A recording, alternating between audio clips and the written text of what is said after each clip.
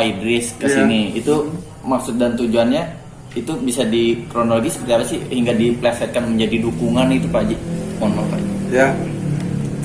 Jadi Bapak berpikir bahwa kedatangan Pak Kiai Haji Idris itu ya,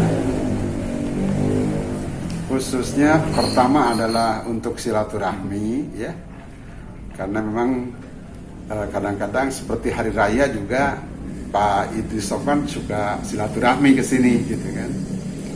Yang kedua berkaitan dengan masalah pilkada, ya, saya pikir situasi seperti sekarang ini Bapak menganggap ya biasalah gitu kan, karena setiap ada pilkada pada umumnya calon-calon ya istilahnya minta doa restu lah, sebab Bapak dianggap sebagai orang tua gitu, dianggap sebagai orang tua. Oleh karena itu ya saya tidak bisa mengatakan tidak siapapun juga yang datang ke sini gitu kan. Apakah itu dari partai politik ataukah dari calon itu sendiri, ya Bapak welcome senantiasa setiap saat manakala mereka ingin bersilaturahmi seperti itu.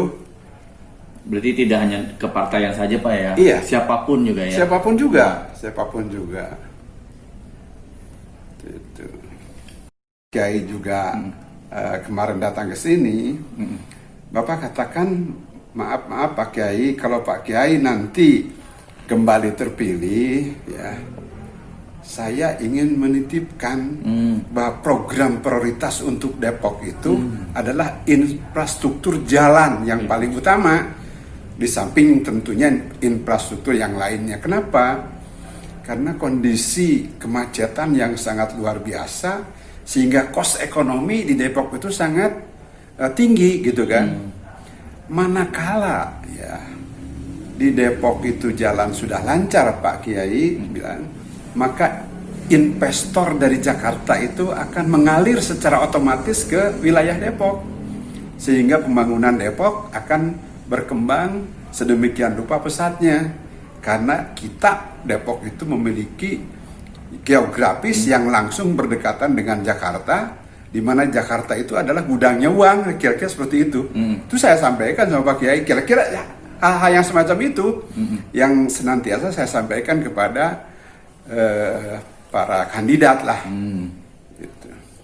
Kota Depok terhadap LPM, MTR. Nah, yang sekarang ini saya lihat agak dikesampingkan. Untuk mungkin Pak Haji bisa memberi harapan ke depannya, ketua untuk kedepannya seperti apa yang untuk menjabat wali kota yang akan datang. Bahwa salah satu peranan fungsi daripada otonomi daerah ya adalah bagaimana pemerintah daerah membuat partner yang sebanyak-banyaknya dengan lembaga-lembaga sosial masyarakat yang ada. Gitu.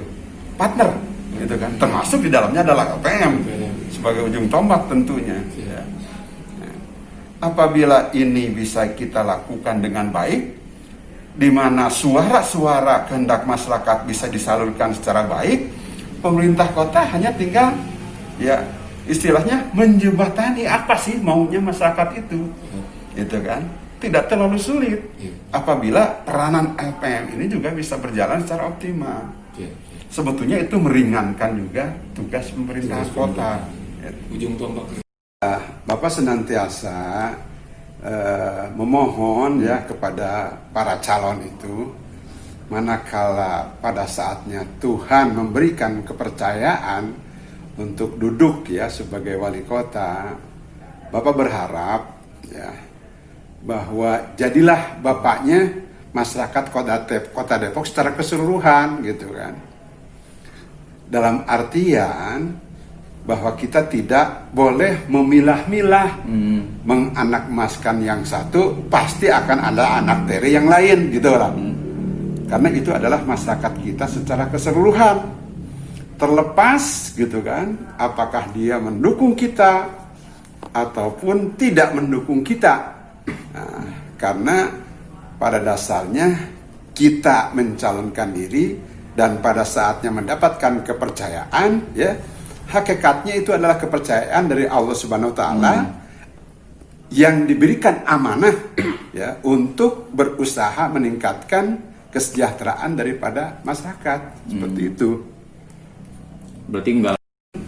Istilahnya sebagai kepanjangan tangan ya daripada aspirasi masyarakat yang menjembatani antara kepentingan masyarakat di satu sisi dan kepentingan pemerintah di sisi lain, dan secara timbal balik seperti itu. Ya, oleh karena itu peranan LPM ini sungguh sangat strategis manakala mereka diberikan peluang untuk melaksanakan fungsinya dengan sebaik-baiknya. Demikian juga RT dan RW sebagai ujung tombak yang paling depan dengan masyarakat. Manakala RT dan RW-nya bisa berjalan secara efektif, maka secara otomatis tugas dan beban pemerintah kota ya akan berkurang. Seperti itu. Untuk Depok ini Pak, dari Pak Baladul pribadi. Yang pertama pesan saya itu, satu, pada saat akan melangkah untuk mencalonkan diri sebagai kandidat ya wali kota, diawali dengan satu niatan yang baik. Tanamkan ya, dalam diri masing-masing kandidat, dengan niatan itu dia akan berusaha apabila pada saatnya jadi untuk benar-benar mengabdi bagi kepentingan masyarakat Depok. Jadilah bapaknya masyarakat Depok secara keseluruhan. Barangkali itu pesan yang bisa saya sampaikan, yang sifatnya umum lah, tidak detail. Artinya sekarang lebih bahagia atau yang seperti yang dulu Pak? Ya, yang pasti bahwa pada saat sekarang ini kan istilahnya beban lebih ringan ya, lebih ringan gitu kan. Sebab Bapak ya bagaimanapun juga kalau diberikan tanggung jawab tidak bisa istilahnya gimana ya, leha-leha lah gitu kan. Bagaimana tanggung jawab itu bisa kita lakukan dengan sebaik-baiknya gitu kan. Ya, kalau sekarang kan ya bebas lah gitu kan, seperti itu. Oke, silakan Pak. Keseharian Bapak pada saat sekarang ini yang jelas ya mendampingi ya Ibu kemana-mana. Dulu pada waktu dinas ya Ibu tuh banyak Bapak tinggalkan, sehingga waktu-waktu Bapak sangat sedikit sekali berada dengan Ibu. Pada saat sekarang ini ya Bapak lebih banyak mendampingi Ibu. Mendampinginya kemana? Ya datang ke anak, datang ke cucu, kadang-kadang datang ke reunian di mana-mana ini reunian. Ya, reuni untuk SMP, reuni SMA, reuni Purna Bakti Depok. Ada reuni Purna Bakti yang udah pada pensiunan tuh. Reuni begitu. Dan di samping itu juga Bapak ikut sebagai majelis taklim lah, pengajian. Cuma itu aja. Gitu. Tidak lebih dari itu. Terus Kita melihat bahwa Depok ini ya dianugerahkan oleh Tuhan Yang Maha Kuasa, letak geografisnya berdekatan dari sumber segala sumber. Jakarta lah kira-kira gitu ya. Di mana hampir 60% uang itu beredar kan di Jakarta gitu kan. Nah, Depok itu hampir secara sosial ekonomi ya tidak ada batasnya dengan Jakarta. Karena sebagian daripada masyarakat Depok tinggal di Depok, bekerja di Jakarta. Seperti itu. Nah, bagaimana pemerintah daerah mensiasati ya agar investasi itu bisa mengalir ke Depok dengan sebaik-baiknya? Ada 3 hal barangkali. Yang pertama, infrastruktur jalan harus lancar dulu, tidak boleh macet gitu kan. Karena investasi di Jakarta jauh lebih mahal dibandingkan dengan investasi di Depok. Orang akan tertarik ke Depok manakala jalannya lancar. Ya, seperti itu. Di samping Jakarta itu sudah terlalu padat dengan berbagai macam fungsi yang melekat pada kota Jakarta, udah jenuh. Depoklah sebagai penyangga, ini adalah peluang emas, gitu kan? Ya oleh karena itu infrastruktur harus dibenahi dulu. Bagaimana jalan-jalan yang berbatasan dengan Jakarta tuh lebar, ya, sehingga arus lalu lintas itu bisa berjalan dengan lancar. Yang kedua, berikan pelayanan yang terbaik kepada investor. Nggak adalah istilah kayak dulu katanya ya, sepanjang bisa dipersulit kenapa dipermudah, itu udah usang. Tidak boleh terjadi. Sepanjang mereka itu sesuai dengan ketentuan, aturan, semuanya dipakai, istilahnya sambil merem pun mereka harus dilayani dengan sebaik-baiknya. Sehingga investor akan tertarik untuk datang masuk ke Depok. Itu jangka panjang. Jangka panjang itu.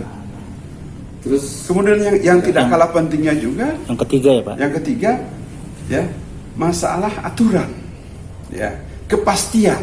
siap. Jangan sampai ya aturannya tidak jelas sehingga tidak memberikan kepastian hukum terhadap investasi. Sebab investasi itu harus dijamin lah kira-kira. Jadi 3 hal yang Bapak anggap pokok itu untuk bisa memanfaatkan investasi dari Jakarta bisa mengalir ke Depok seperti itu. Siap. Yang sangat dirasakan oleh kita agak sedikit pembangunan tidak berkesinambungan itu ya. Setiap ganti wali kota ya, dia punya visi dan misi yang baru. Itu yang tidak menyambungkan. Berbeda dengan dulu. Kalau dulu kan di tingkat nasional itu ada yang namanya garis-garis besar haluan negara. Siapapun juga yang jadi presiden, dia harus mengacu kepada haluan negara. Tidak bisa bikin sendiri gitu kan. Kalau di daerah, kalau di daerah pola dasar, polda dasar 5 tahun gitu kan. Jadi ada 30 tahun, ada 5 tahun, ada tahunan ya, gitu kan. Nah, kalau itu diberlakukan lagi, gitu kan, ini akan nyambung, gitu kan, akan nyambung.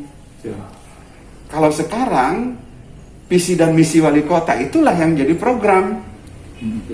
Sekalipun tidak nyambung dengan wali kota sebelumnya, misalnya gitu, misalnya ya, Bapak tidak mengatakan sekarang tidak nyambung, tidak ya, misalnya.